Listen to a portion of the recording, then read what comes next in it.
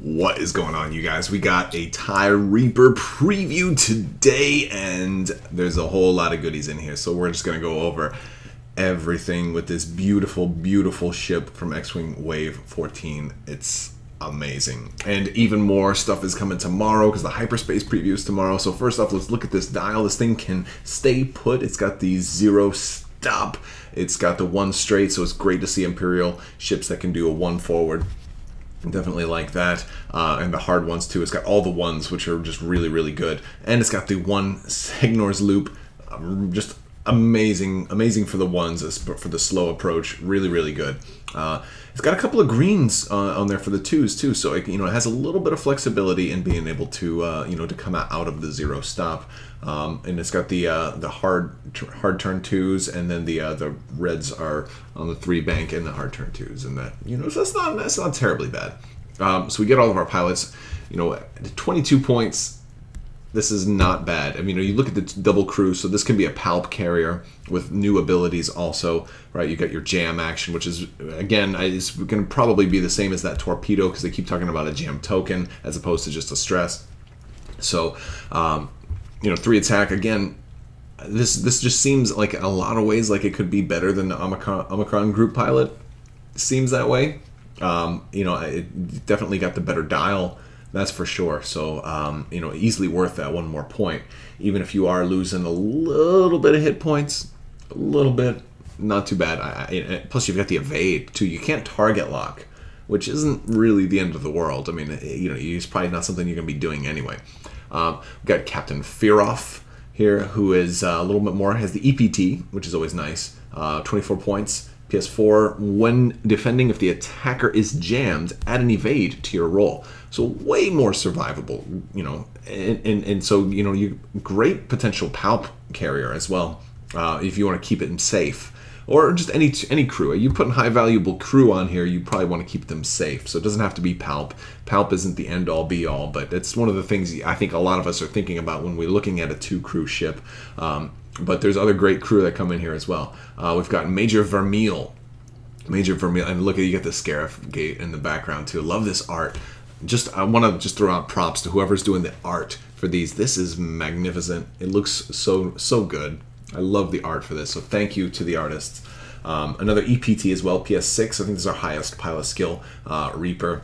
When attacking, if the defender does not have a focus or evade token, you may change one of your blank eyes to a hit result. So again, then it has synergy with the jam, and honestly, you might want to run a couple of these together because they're all getting bonuses off jam. So maybe you're going to run a couple of these and have them all do jamming. They have respectable attack.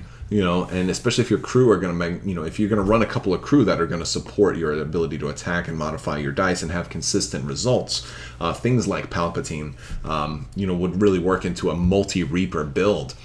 So if you're attacking and the defender does not have a focus or evade, you can change one of your blanks or eyeballs to a hit. So being able to change a blank is huge. So that's really nice. So this way you don't have to, you're not going to target lock anyway. You're not going to get the reroll, and you don't have to take a focus. So this is definitely an attacker, and maybe you will give him Predator, so he gets a little bit extra in there too as well. You don't even really need it though, but you kind of want to have more than just 1 mitigation. I dig it. I totally dig it.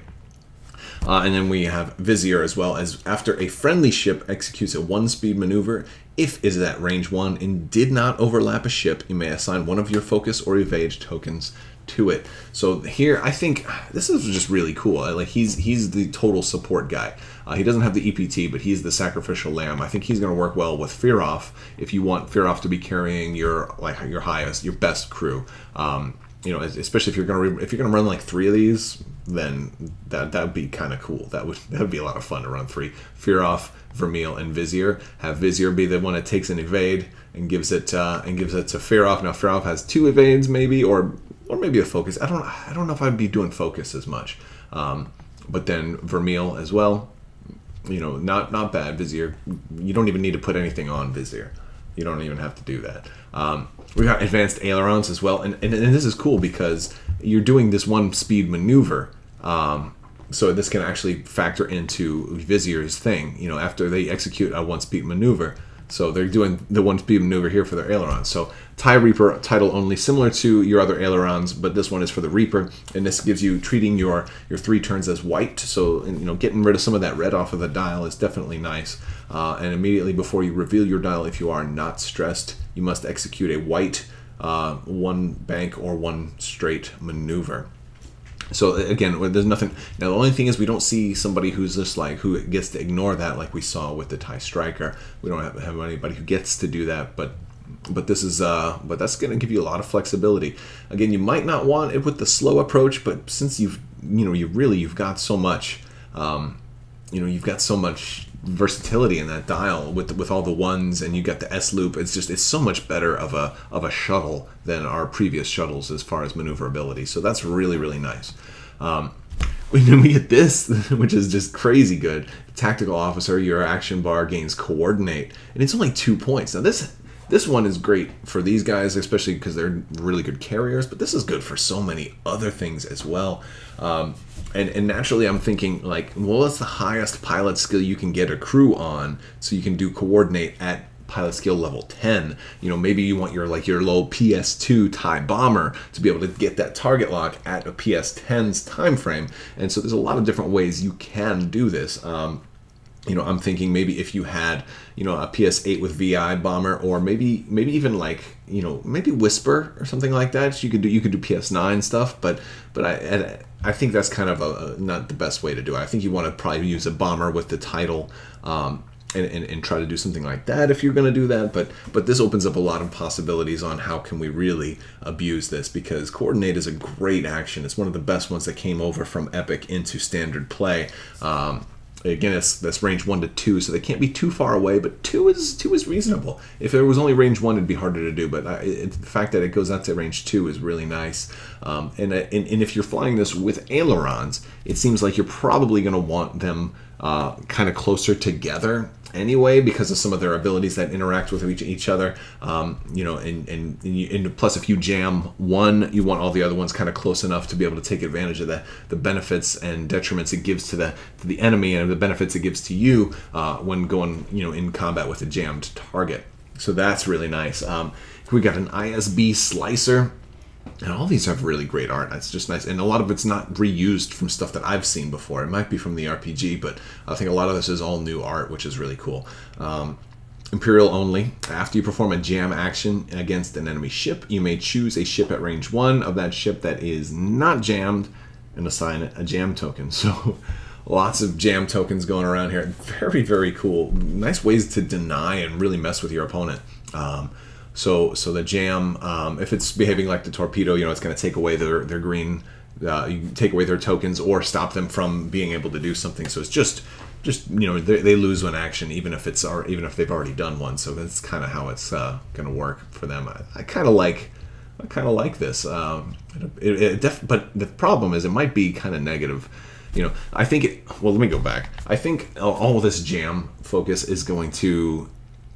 While it could result in a negative play experience, I think it's going to lean more on people going action independent or focusing on boost and barrel roll more than focus. I think you'll see more cards like Predator and things that aren't action dependent to get their guaranteed dice results. Maybe you'll see original Han Solo come back a little bit more, with all of the actionless dice mitigation. It's a possibility. And then all of a sudden jam won't be that useful anymore. We'll see. All right, so we've seen Krennic already, and he's a crew. He costs 5, so you can't necessarily just put him anywhere. But during the place forces step, you assign the optimized prototype condition to a friendly Galactic Empire ship with 3 or fewer shields. Now that's crucial here because that means you can't do it. It's Imperial only, which does cover all of your stuff, but Director Krennic can't give this condition to a First Order ship. So you can't, and since we saw this already, but we only saw the first half, increase your shield value by 1, so you're not going to be able to put this on quick draw which would have been really nice to get the extra shields on there, but it has to go into a Galactic Empire ship. And the example in the article today is that they give you, maybe you want to put this on Soontir Fel or a TIE Interceptor, and sure, I could see something like that. But let's take a look at the whole card. Increase your shield value by 1, so already that's nice. But then again, you're paying 5 points for Krennic, so shield upgrade is cheaper than 5. So, but it gives us more. So once per round, when performing a primary weapon attack, you may spend 1 die to remove a shield from the defender. So that much, it can be any result. You can spend a blank, and it's while performing the attack, so it's before the attack is resolved. So let's say you only have a primary weapon value of 2, right? And you roll blank and a crit, and they have 1 shield. Well, you spend the blank to remove the shield, and now maybe your crit goes through and actually hits them. So that is a good ability. It's a really good ability, especially like I was just talking about. It's an actionless dice mitigation, right? It doesn't matter what you roll; you're going to at least be able to take off 1 shield, and that's a good thing, man. That's a really good thing, especially with as much automatic crit stuff is out there. Shields are more important than ever. And then after you perform, this is what we couldn't see before, after you perform a primary weapon attack, a friendly ship at range 1 to 2 equipped with Director Krennic, so basically Krennic's the ship that you put him on, upgrade card, may acquire a target lock on the defender. So again, you're getting a target lock. It's not consuming an action for you to get that target lock, so it gives, so you're getting 2 things. You're getting 3 things. You're getting an extra shield on your ship, and you're getting a dice mitigation, and then you're giving Krennic's ship the ability to get a free target lock with the condition that you're flying them together and kind of like attacking the same person. So Krennic, unfortunately, Krennic's not going to be able to go on a bomber, but he probably wouldn't want to go on a bomber anyway because the bombers, you can 5 is too expensive. But Krennic would work really good on one of these guys. Especially they can't take target locks anyway, so that's not too shabby. That is not too shabby. I don't know if I'd put him on Vermeil, but maybe you would put him on Fearoff. The defender guy, right? You want your expensive crew here, and then since Krennic's just 1 crew, doesn't take up both. You still have options for other folks as well. So that's not a bad option. You're going to get your free target lock that way. Maybe you want to get a free evade from the other Reaper, and then you want to spend your action for a focus. Who knows? But this is not. But you're getting 3 things, so you're getting an extra shield. I think this is the highlight of this expansion right here. Is this card?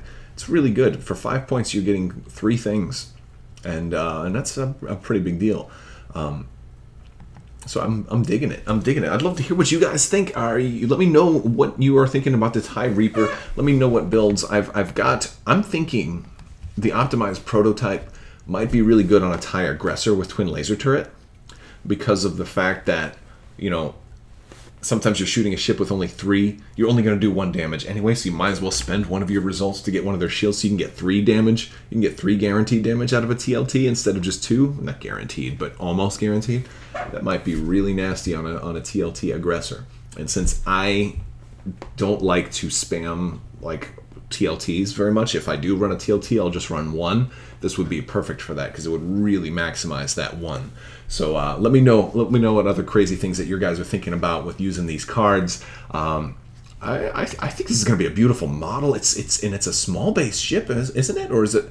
It's so big. It's a huge model. They do that a lot. They'll put like they'll mess with bases and do a tiny little ship on a small base and then a huge ship on it.